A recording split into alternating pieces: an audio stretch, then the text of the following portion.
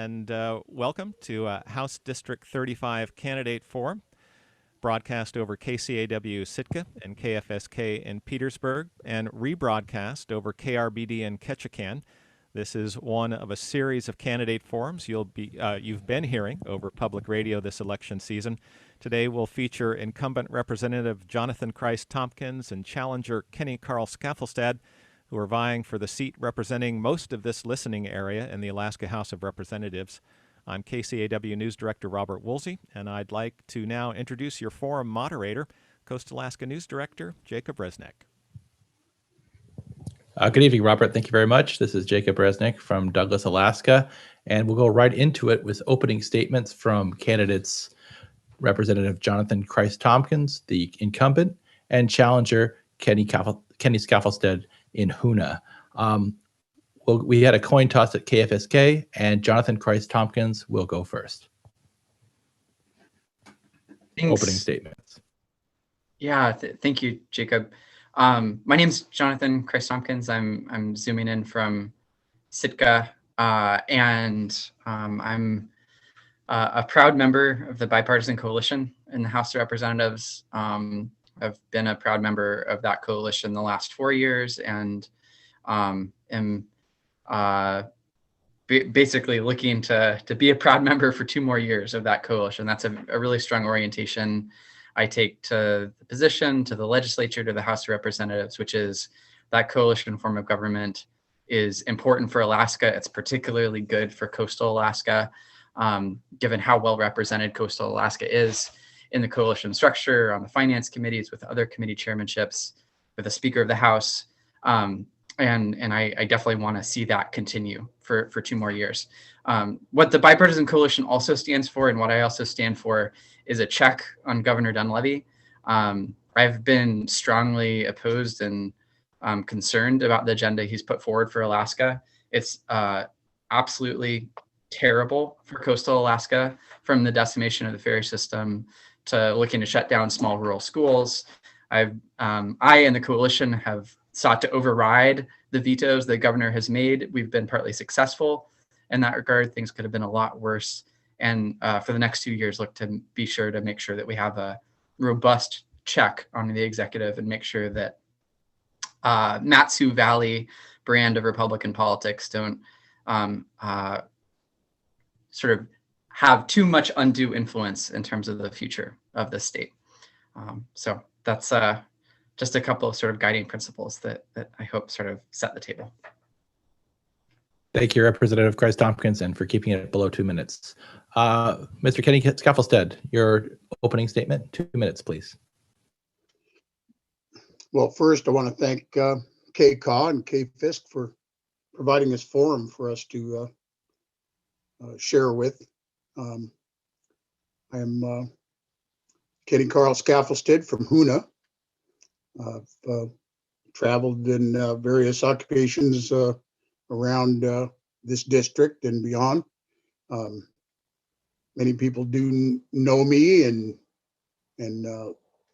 have met a lot of new people lately since I became a contestant in the race for the State House seat for District 35.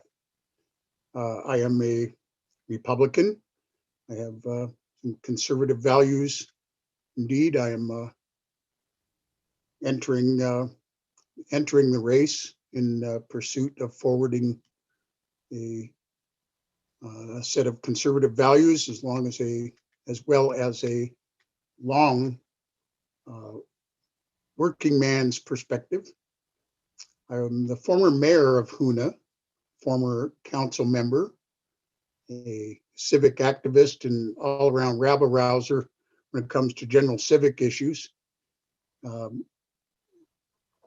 Hoonah's very close to Juneau, and in various capacities, and just in general, I spent a great deal of time in the Juneau area and very familiar with happenings there. My main message to everybody here is I'm ready to take on this position because I don't think the same minds that brought us here are capable of getting us out. Thank you. Thank you, Kenny Skaffelstead. So we're going to go to some questions that were drawn up by KFSK, KCAW, and Coast Alaska's newsrooms. But if listeners have their own questions, they can send them to news@kcaw.org. That's news@kcaw.org, and we'll try to get some of those read on the air. We'll go to the first one. It's a general question, the budget. And we'll start with you, Representative Christ-Tompkins. What do you see as the solution, the way out of Alaska's fiscal crisis? And how do you propose lawmakers address the gaps in the state budget when they come back into session in January? Yeah, great question. It's going to dominate the next 2 years without a doubt. I'm like an unabashedly math and reality oriented person when it comes to the budget problem. And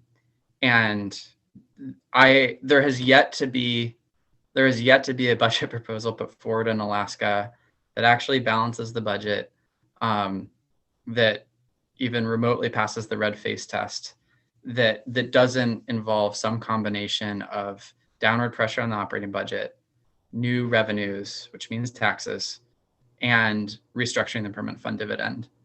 And there just hasn't been. Even the governor's kind of scorched earth budget proposal 2 years, which basically directly led to his recall, didn't even balance the budget.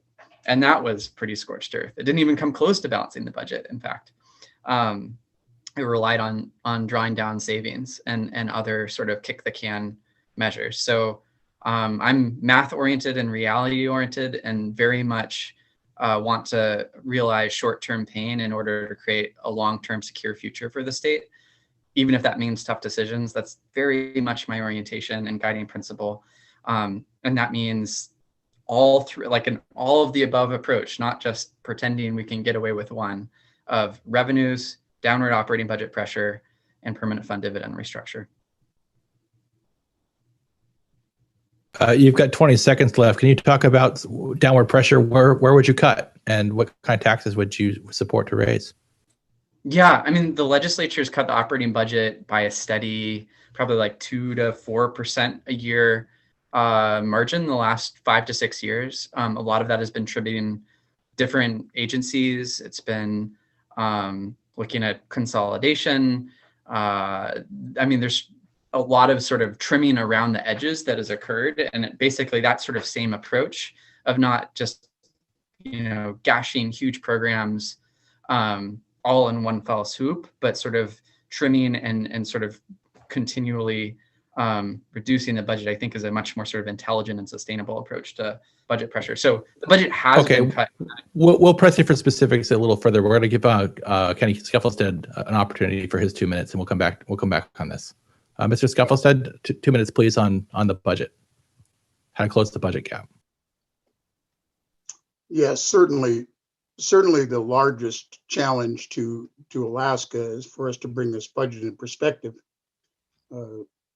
Again, we're faced with. I certainly agree with Jonathan that there hasn't been a sensible or balanced approach to budgeting in the last many years.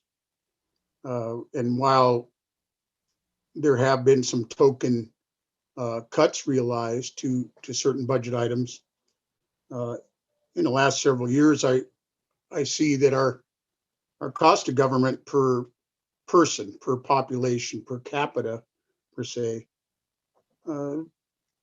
seems to have nearly doubled in about the same amount of time that we've tracked small token budget cuts.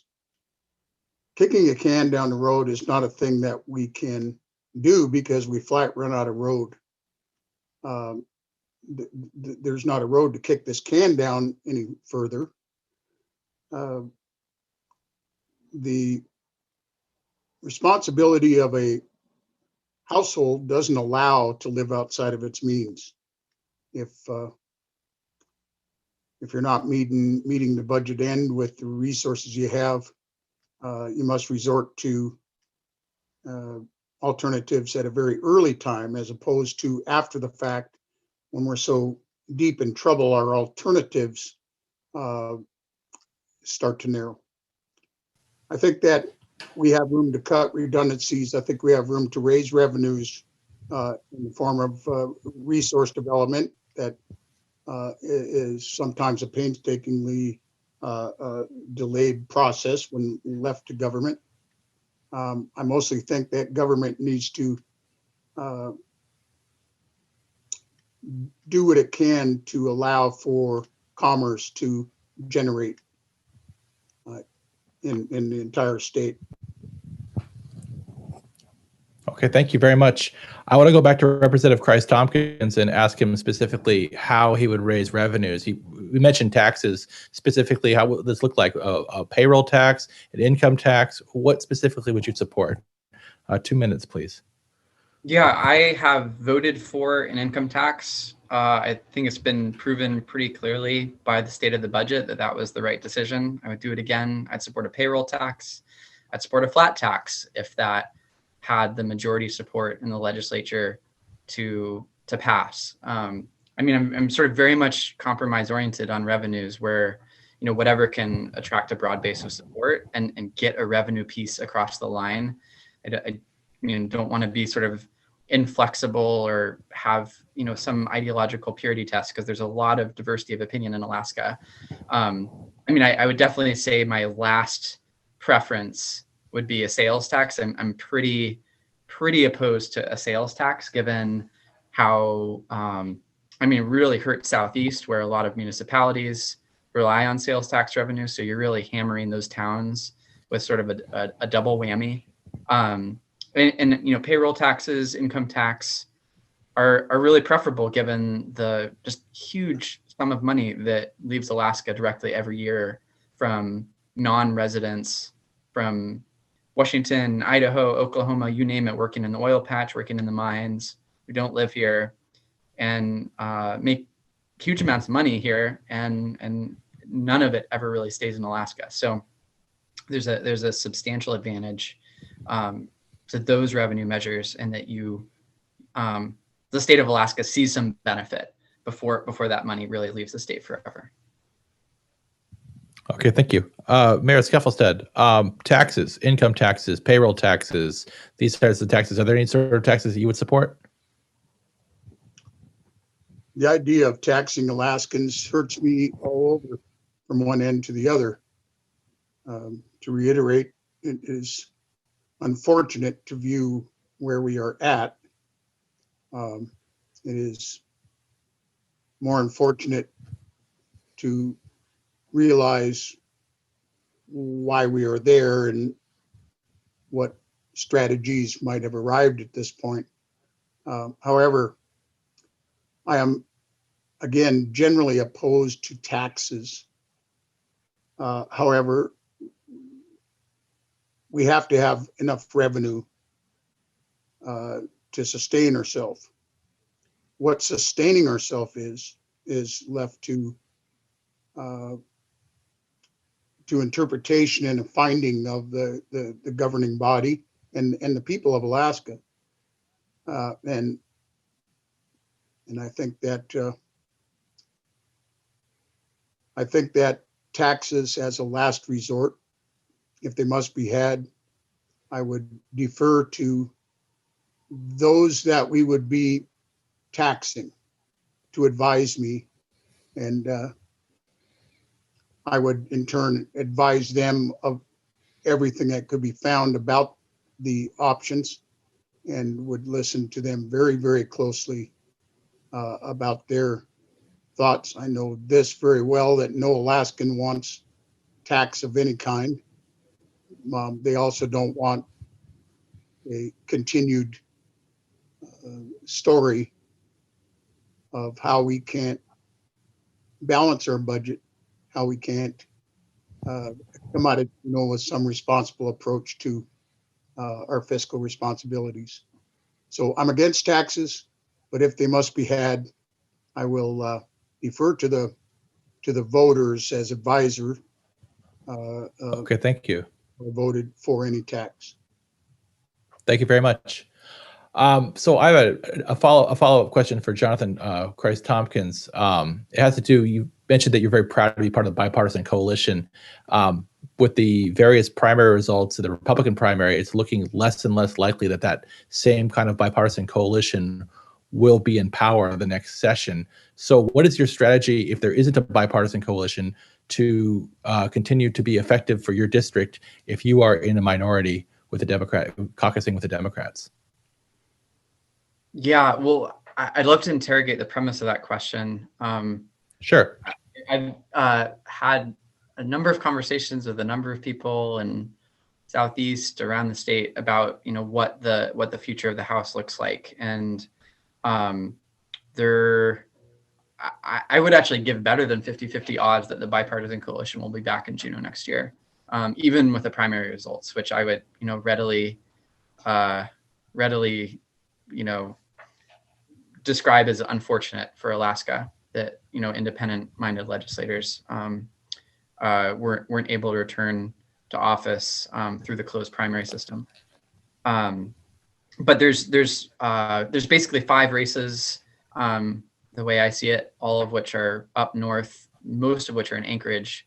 And I think there's a pretty good chance that bipartisan coalition aligned, most of them are independents, will enough of them will prevail that the coalition will be back in Juneau next year. Or again, I would put it at better than 50-50 odds. But so just to sort of put that framing out there, but to the question you posed, which, you know, really valid. You know, I've been in the minority for the first couple of years in Juneau, and I think it's fair to say no matter who's in the majority and who's in the minority, it's going to be a very narrow divide in Juneau.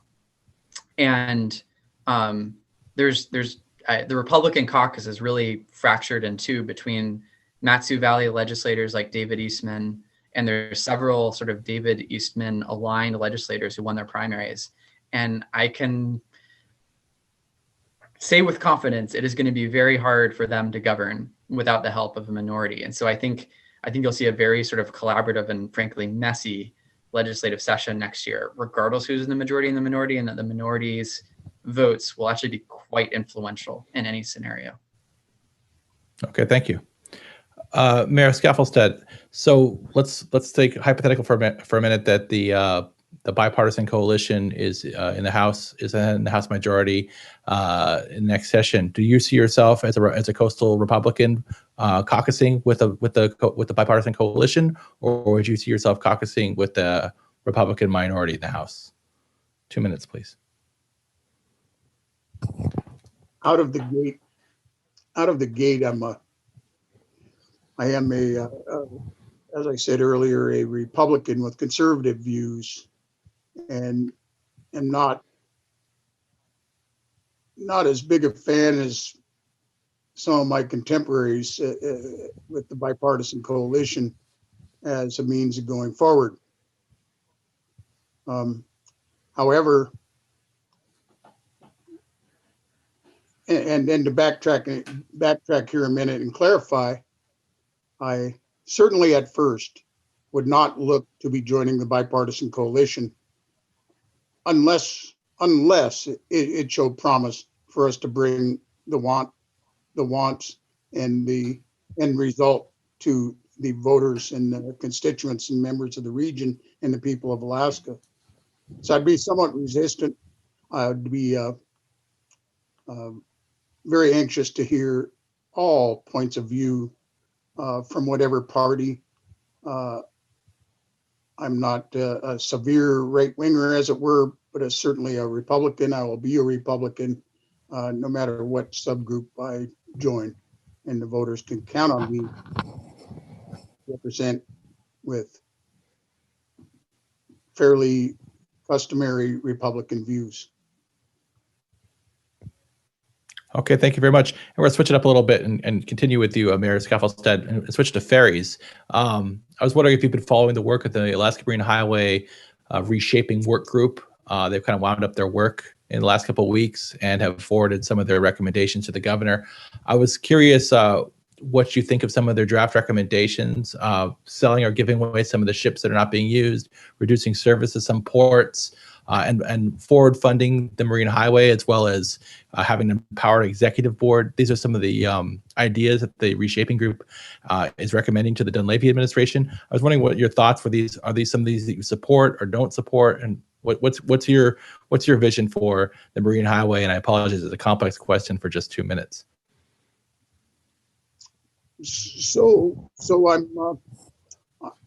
I'm optimistic, but given the work of this subgroup, the challenges are nearly as much as the entire state itself when given the task pertaining to the ferry system.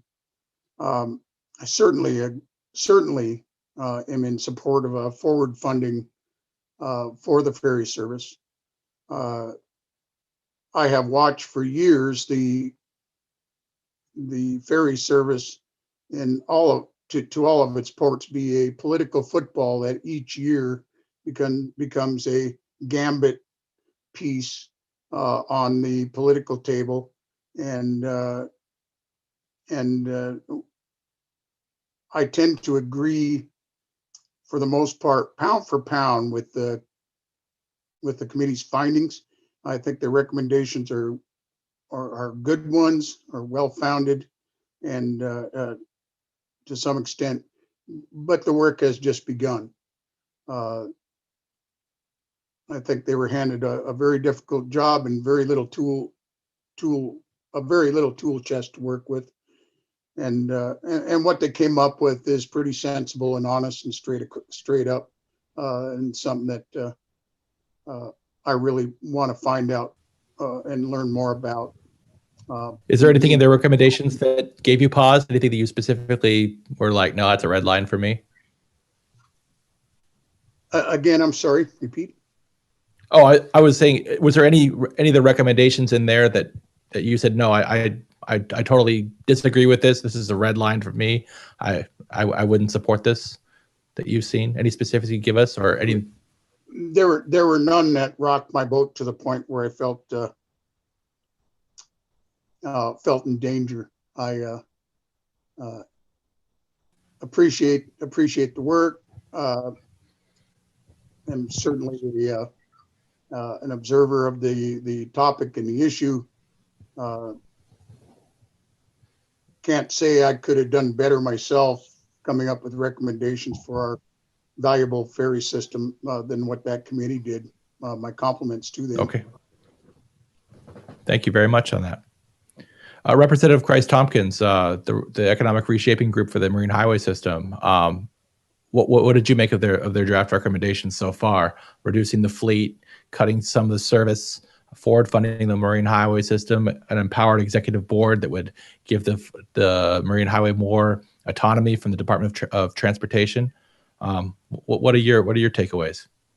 Yeah. I mean, a lot of those recommendations have been previously identified by other bodies, notably Southeast Conference, in terms of having more independent governance for the ferry system. So, great that the working group was able to re-identify some of those recommendations. I mean, at some point, well, not at some point, I want to see some action and like, let's get it done already. So, getting the ferry system out of this out from under the political thumb of DOT and the governor, whoever the governor might be at any point in time, makes a ton of sense. I've worked with Representative Stutes of Kodiak for legislation that would create a public corporation, which is, basically a similar variation on the same theme. Forward funding makes a lot of sense. It makes sense for K-12 education. It makes sense for the ferry system. It makes sense for any kind of public service where you want certainty. I mean, kind of the sticking point is I'm not sure there's the sort of political will from the rail belt, notably sort of Republicans in the Mat-Su, who I think would just as well sort of see the whole thing just slide in the ocean and never come back. I mean, the governor's vetoes of the ferry system were, you don't have a ferry system left to reshape if you let those stand, which required, veto override and a lot of 11th hour negotiation and a recall effort to really get them to back down. So, I think broadly the recommendations are in the right direction. A lot of them were re-recommending previous recommendations. I have some hesitancy about the contemplating just cutting Southwest Alaska and the Aleutians off. That's probably my one point of disagreement, such that it's been described. But good to see the recommendations come forward, and let's do something about it. Okay, thank you very much. I want to pivot to fisheries. And Mayor Skelfelstead, I'm curious of what you think of, would you support confirming Governor Dunleavy's appointees to the Board of Fish? He's reappointed longtime chair John Jensen of Petersburg, but there's also some newcomers: Abe Williams with ties to the Pebble Project, John Wood, his former Senate aide who's worked with sport fishing in the Mat2, and also Mackenzie Mitchell, who's a relative unknown from Fairbanks, is primarily a hunting guide and does some sport fishing in the summer as well. I was wondering if you'd support confirming those nominees. I want to take you first, Mayor Skelfelstead, 2 minutes, and also what your views on the Board of Fish process, the nomination process that the governor has put forward. Well, I think that the governor has taken a proactive approach in trying to get a board in there that can come out with something different, and a little bit different anyway than what we've been delivered. And I think Mr. Jensen in Petersburg is a fine representative, sit on the Board of Fish time and time, has proven himself qualified. Certainly to fill a role there. Not being familiar individually with the other appointees, I kind of have to say that in that I have great faith in the governor's judgment to put these delegates up for consideration. I don't have a reason and to propose them as yet. It likely will become part of a conversation with my many fishing friends and fishing organizations even further as the election date. Right now, I'm really well in support of the fisheries nomination. I'm appreciative of what that board does. So could I just press you a little bit? You say you support these, and you said to do something a little bit different. Can you be specific a little bit different how this would cut the business as usual that you might have objected to? Can you give us an example of what you'd like to see different? Well, I think that there's been some repeated points of view from the same voice saying bringing forth the same message for the same reasons is not always the most productive. I'm a fan of changing it up at times, and I think this is a good time to keep some the same and keep some that are changed. And I'm supportive for some fresh ideas, some fresh perspectives. We'll see what this new group might come up with, and we'll see how others react to it. I'm going to have to defer and watch and learn and listen and share. Okay. Thank you very much. Representative Christ-Tompkins, the Board of Fish nominees put forward this spring. Not sure if they're going to be confirmed. Well, the meeting's been postponed, so that changed the schedule. They have to be reappointed, I think, unless I'm mistaken. But the governor has indicated put these names forward. I was curious if you would support confirming these nominees, and if so, why or why not? 2 minutes. Yeah, I have a lot of concern about the new nominees to the Board of Fish. And just to zoom out, I have tremendous concern about the broader direction of the Board of Fish with Governor Dunleavy's appointments. It's basically the Board of Sports Fishing at this point. The balance between sports fish and commercial fishing that has existed since Governor Egan in the 1960s has been completely upended, really, breaking 40 plus years of norm and balance, which was sort of incredibly important for a healthy process that produces fair outcomes. And all governors, Democrat and Republican, Independent, have honored that until this governor. And there is, I would argue, undue influence from Kenai River Sports Fishing Association and sort of South Central sports fishing interests to the detriment of commercial fishing and representation of commercial fishing on the Board of Fish. You saw that from the governor's previous appointments, and I think in some part you're seeing that with this current round of appointments.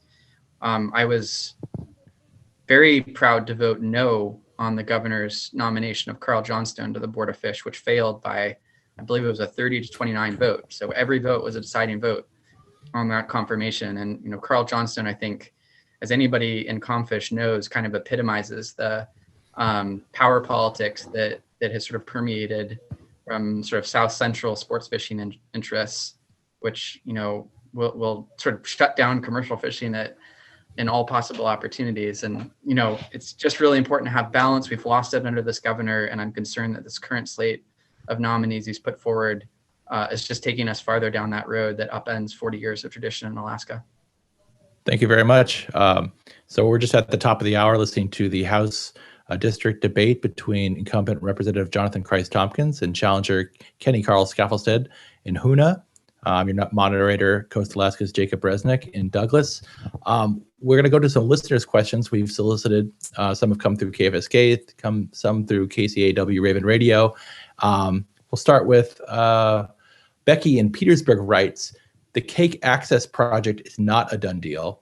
There's still a permit to be decided by the U.S. Army Corps of Engineers on a portion of the road project and boat ramp. Do you support a request for Army Corps public hearing to let residents of Petersburg and Cake and other residents on the island voice their concerns and have questions answered on this federal wetlands permit to make the project possible? We'll start with Kenny Scaffelstead in Hoonah.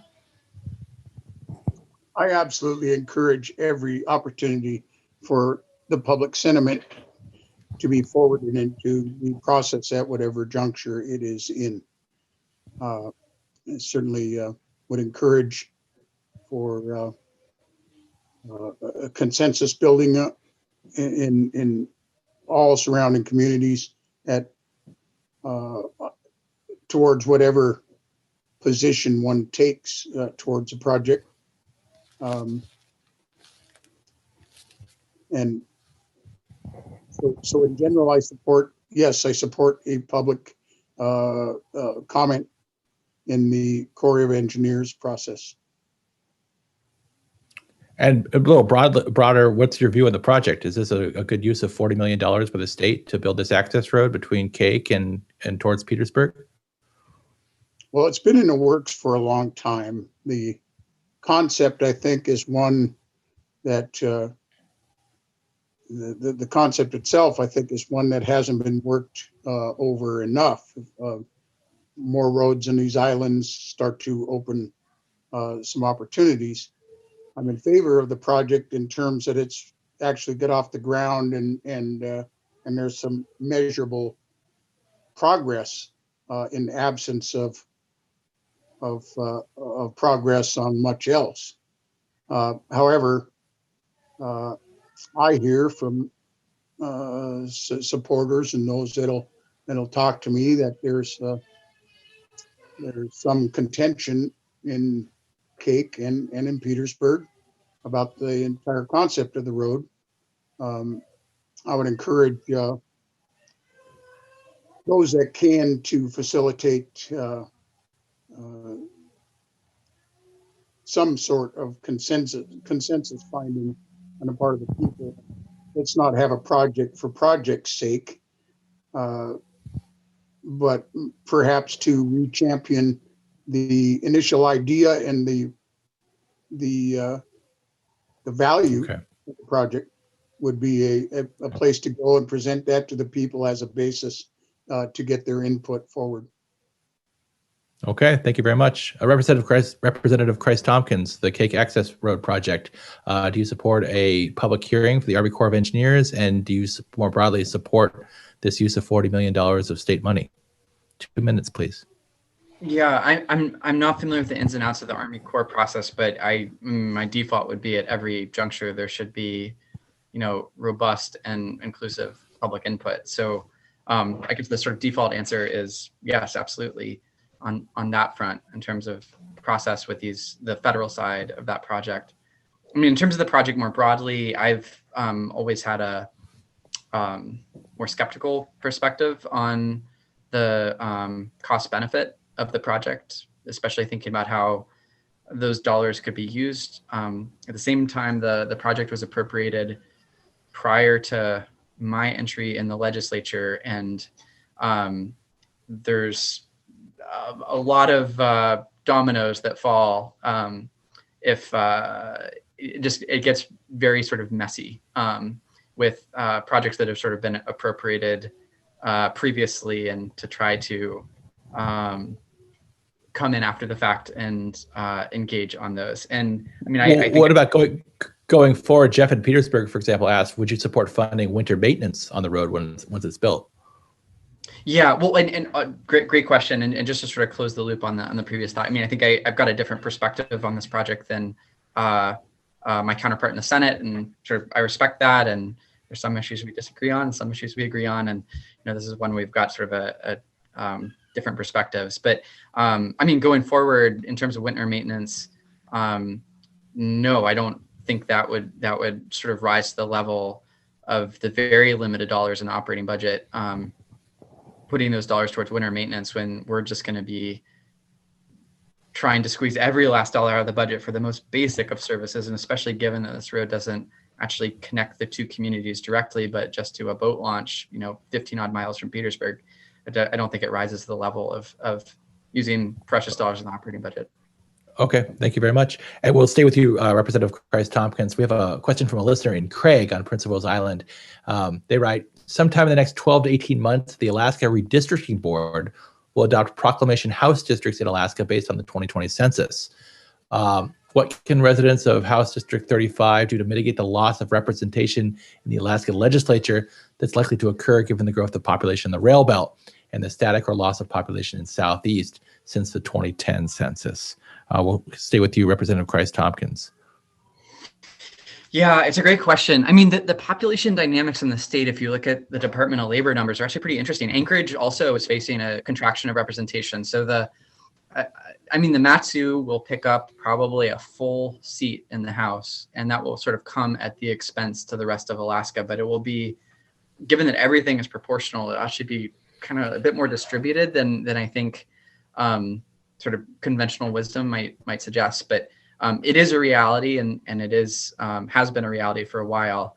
I mean, I would circle back to the bipartisan coalition in that coastal Alaska, which does not have a majority of the population in the state, is represented in terms of the co-chair of the Finance Committee, the chair of the Fisheries Committee, the Speaker of the House, the Majority Whip, and the chairs or co-chairs of numerous policy committees, including the committee that I co-chair. And that is, as far as a region, really punching above one's weight. And a big reason why I say and can substantiate it robustly that this coalition is one of the best things going for our part of Alaska in terms of representing our interests on the Board of Fish, in terms of preventing the ferry system from getting just completely decimated by the governor, to funding ADFNG, to rural schools,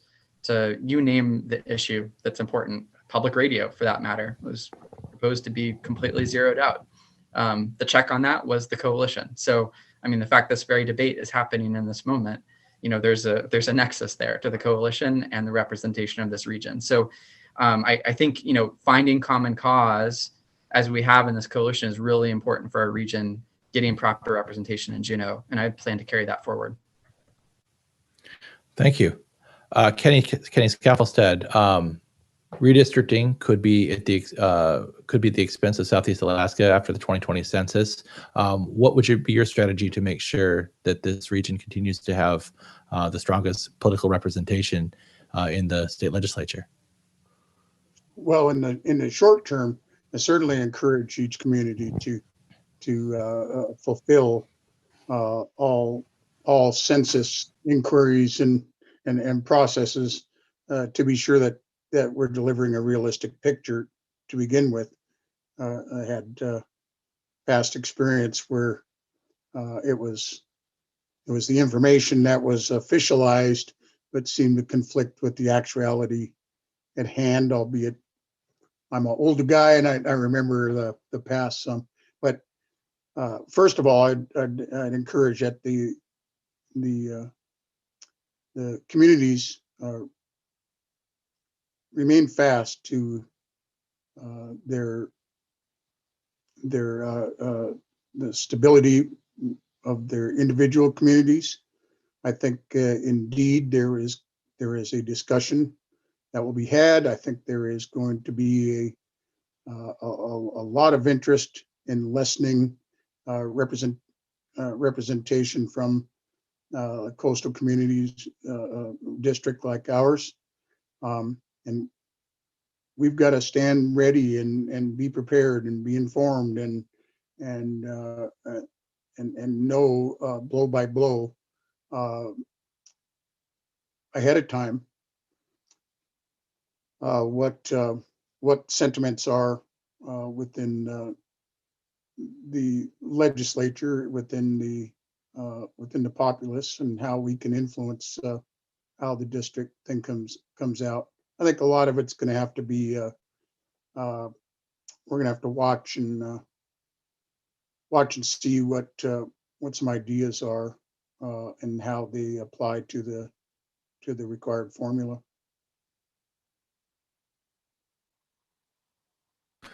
Well, thank you very much. I want to stay with you, Mr. Scaffelstead, and ask you a question about tourism, specifically with cruise ships.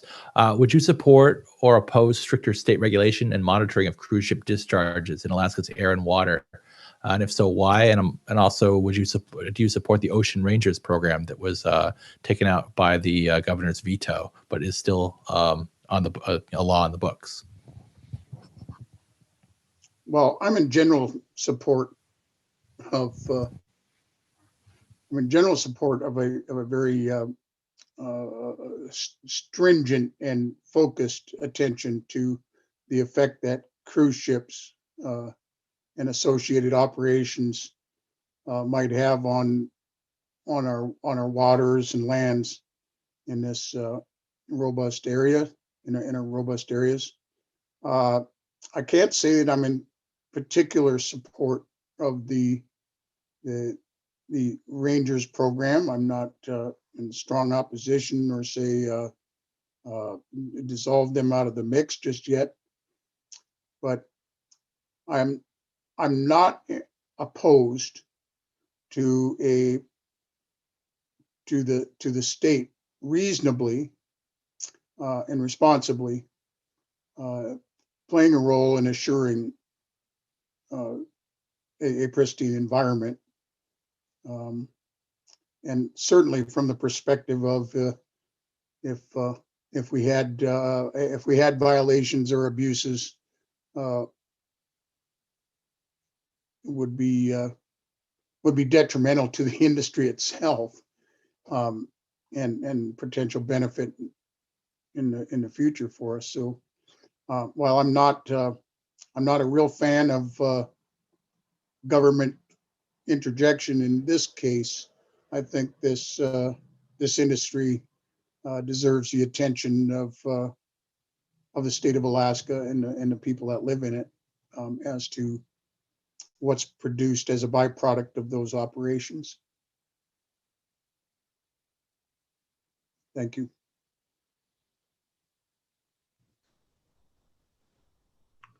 Oh, sorry, Jacob. Sorry about this. Oh, no problem. Go ahead. Oh, same question, I presume. Yeah, I muted myself. We do that. No, not been there. Yeah, in terms of cruise ship oversight and discharge, I'm opposed to the governor's veto of the Ocean Ranger program, and I mean, just sort of a note of irony. It's a law on the books, the Ocean Ranger program, and the governor vetoed it out, which is basically the sort of exact argument in reverse he makes about the PFD. So just sort of rank inconsistency there, unfortunately.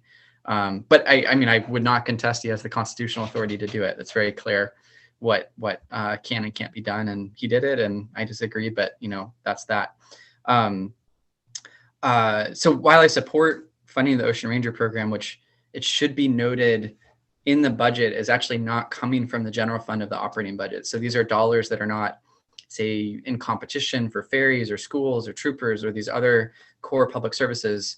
It's sort of a set aside designated revenue stream that comes from the cruise ship head tax. So there's like literally, no cost and no opportunity cost to funding the program. So that's one of the main reasons why, it doesn't make a lot of sense to me to just throw it out, because you basically gain nothing and you lose oversight and scrutiny. We had a number of hearings in my committee on this subject, and I'm absolutely open to critical looks and reforms to the program. And we were engaged with the Department of Environmental Conservation to that end, and thinking about how it could be more efficiently or effectively restructured. And I think there's upward potential to that end, absolutely.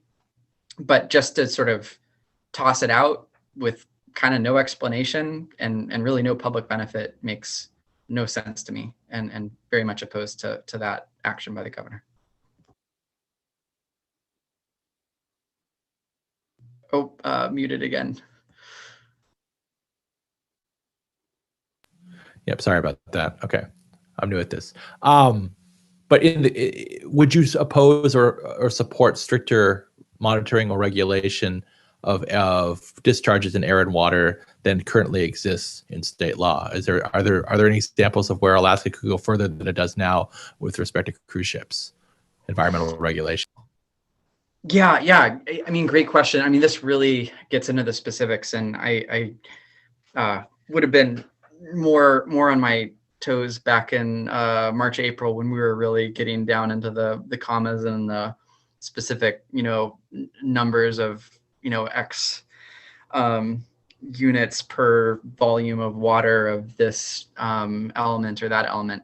My recollection from looking at the specifics of the cruise ship discharge regs is that in some instances there is room, I think, for tighter regulation, and in some instances there isn't. And I mean, it's been more than half a year, so I can't quite remember, is mercury problematic or sort of copper problematic, so on and so forth. But my recollection is that sort of refreshing and taking sort of a critical look at all of that was productive, and that I think there were specific discharge limits that were potentially concerning. But I really sort of hesitate to come down and sort of stamp one thing as problematic or not, because I just don't remember the details.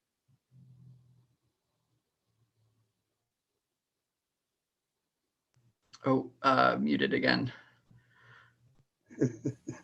It's almost like it's doing it automatically. Sorry about that. Since I'm so lax on timekeeping, Mr. Scaffelstead, do you have anything to add on cruise ships, since Representative Christ-Tompkins had some extra time?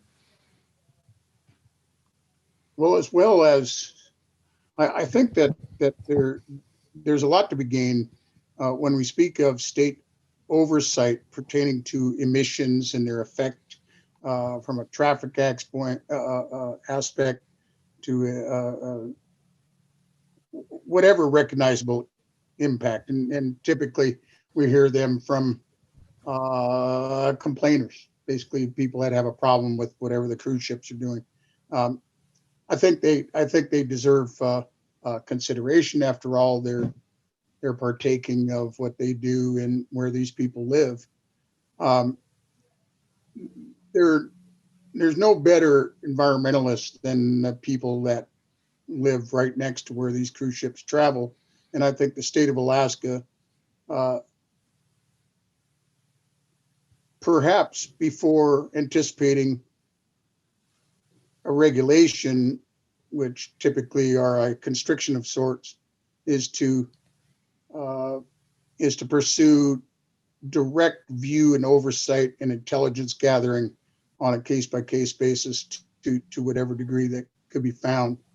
And by the same token, I think that that incentives might be offered up to those cruise ships or companies that served in the exemplary environmental interest of Alaskans at large, where the state might reward of sorts for those that did not approach the limits or did not require or need to push the envelope to the point where we need to watch them all the time. That being said, Okay. I'll repeat that I think the state of Alaska deserves to truly have an accurate picture to deliver to the public about the impact of cruise ships in general upon the lands and waters in which we live. Okay, thank you. Staying with you, Mr. Skeffelstead, climate change. What steps should the state of Alaska take to prepare for a warming climate and also increasing ocean acidification, acidic waters in Southeast Alaska? Well, I think that the beings of the climate changing is a thing that certainly in Southeast Alaska we're very familiar with. Lore and just sheer ancient knowledge speaks of changes in the climate realized over long periods of time, and I think the best advisors here are those in the public that know about it, that see it, that are realizing it. And the state of Alaska doesn't have the resources it once had to address this inevitable happening in circumstance. I think again, I think the state should be in high awareness, should be in high communication with the people living here to realize the impacts and potentialities, and consider forecasts from those that might be qualified to make them. And I think just as well, I think that our waters should be viewed by the state of Alaska as a precious resource that we must guard from abusiveness and destruction by whatever means, natural or artificially inseminated by industrial development. One and the same, Okay. part of every conversation that we might have in this state. Okay, thank you very much.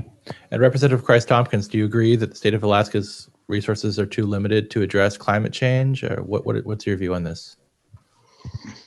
Yeah, I mean, zooming out, climate change, a reality. It's kind of like the budget. There's facts out there that are irreconcilable, and one of them is the parts per million of carbon dioxide in the atmosphere, and the sort of other factual measures of our changing atmosphere and changing climate. So, I mean, that's sort of my starting orientation. This is happening. It's very clear. I think sort of any lingering denials of the reality are going to be looked on very poorly by history decades out from now. So I'm sort of very much aligned towards what is this factual reality and what we can do about it. And, the impacts are coming to Alaska, whether we want them or not, and already have. I mean, there's been various village relocations up north where permafrost is melting. Fortunately, Southeast Alaska isn't directly affected by that, but some of our fellow Alaskans up north and out west are. And the state needs to be a part of that solution and mitigating those impacts and supporting those communities in relocation. Governor Walker established a commission on the subject of climate change. I thought that was a really positive step. It actually originated with Governor Palin, kind of a mind twist way back when. So believe it or not, she got the ball rolling. It was disbanded by this governor, but I would very much support something like that coming back. And, in the biggest picture, I think we need large market-based solutions in terms of pricing carbon. Carbon fee and dividend makes a lot of sense to me. That's probably a federal measure, but the state should have its eyes wide open on this. And also, this can be very beneficial to the state. I mean, the carbon deals that Sea Alaska and Gold Belt have inked in terms of monetizing their lands are extremely lucrative. So there's a lot of upside in opportunity, I think, in terms of addressing this problem, which, by the way, we absolutely must do. Thank you. So I want to throw to now Pebble Mine.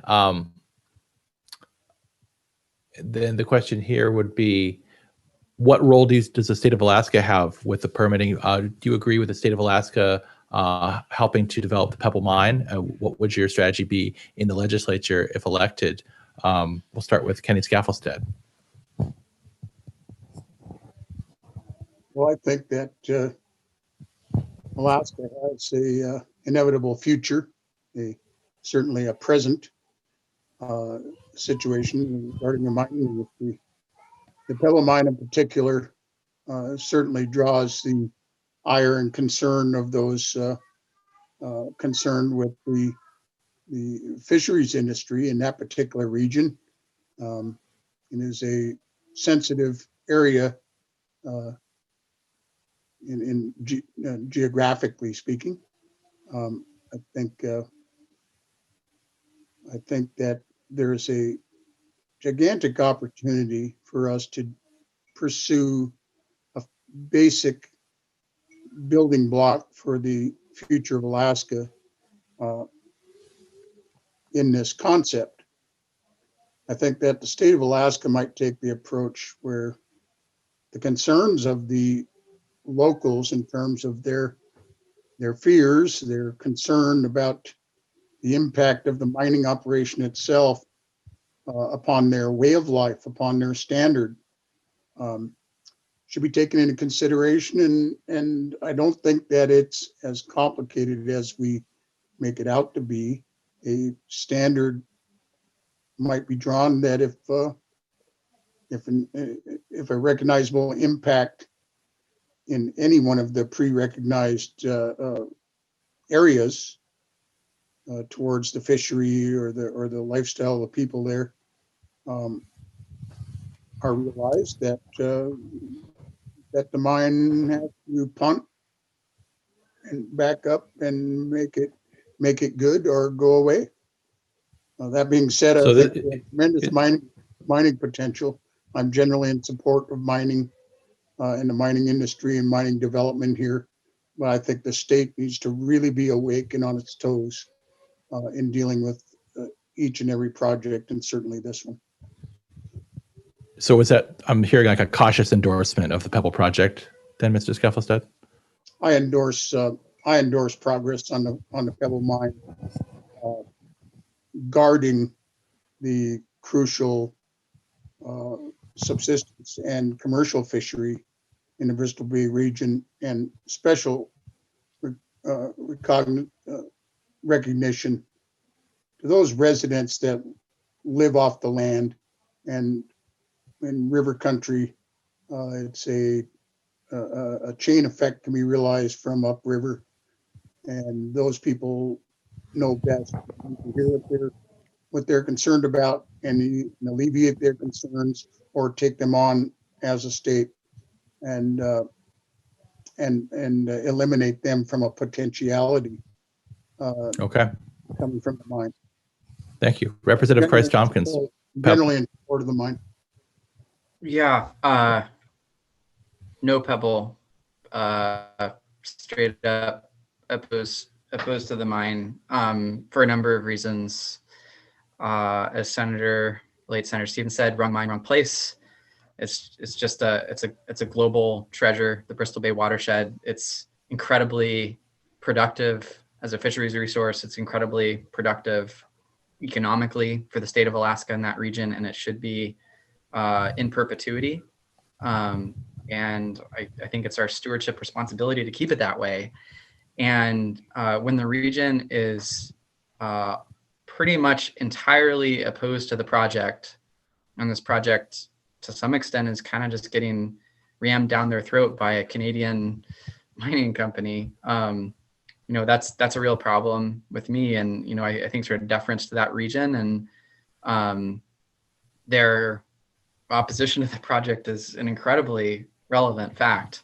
Not to mention that the project is opposed by a majority of Alaskans. And I think all of this is just amplified and undergirded by the tapes that came out with CEO Collier and the unmitigated arrogance that was expressed by him in those recordings should be troubling to every Alaskan who saw those tapes. Well, I've got 30 seconds left, so I'm just going to close this out. And there's a 2014 ballot initiative that was passed that I think has been kind of lost in perspective, in that the legislature actually has the authority and the responsibility to approve any project in that watershed by an affirmative resolution. And so I think it's important to keep that in mind, that the legislature is going to be a very relevant entity going forward should this project advance, and I will be no on such a vote.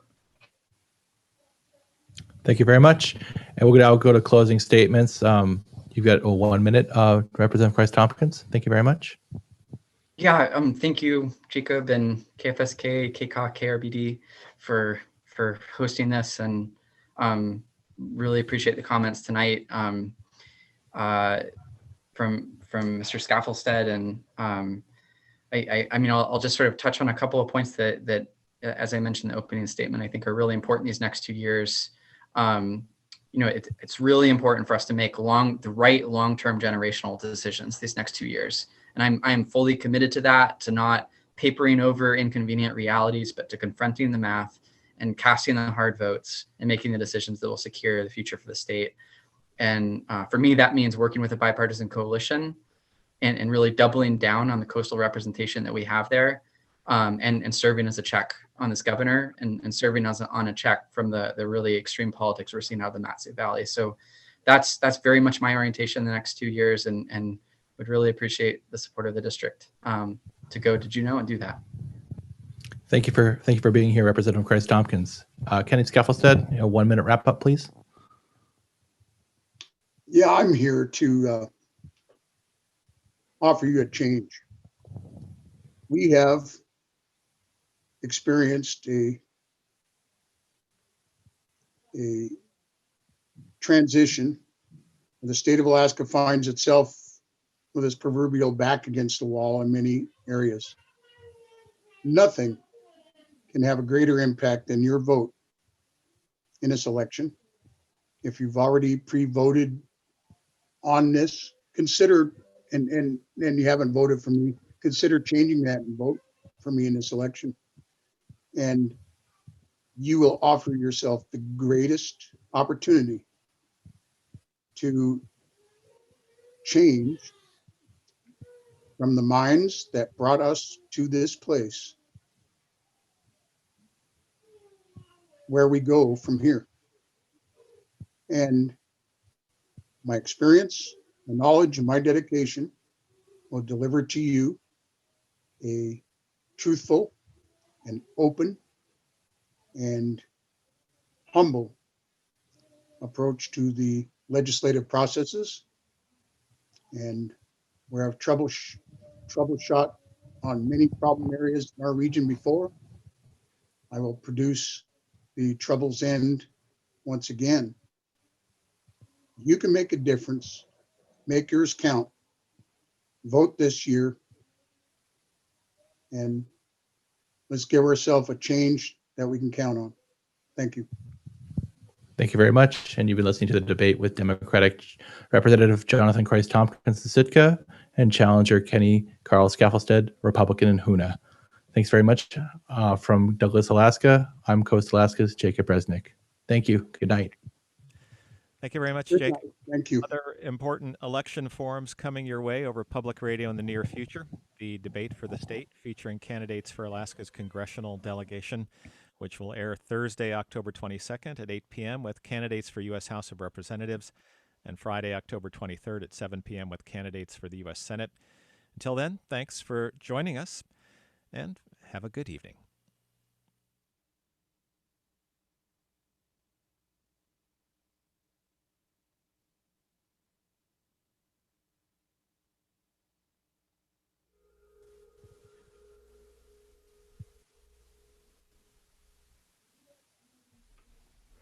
From aliens with extraordinary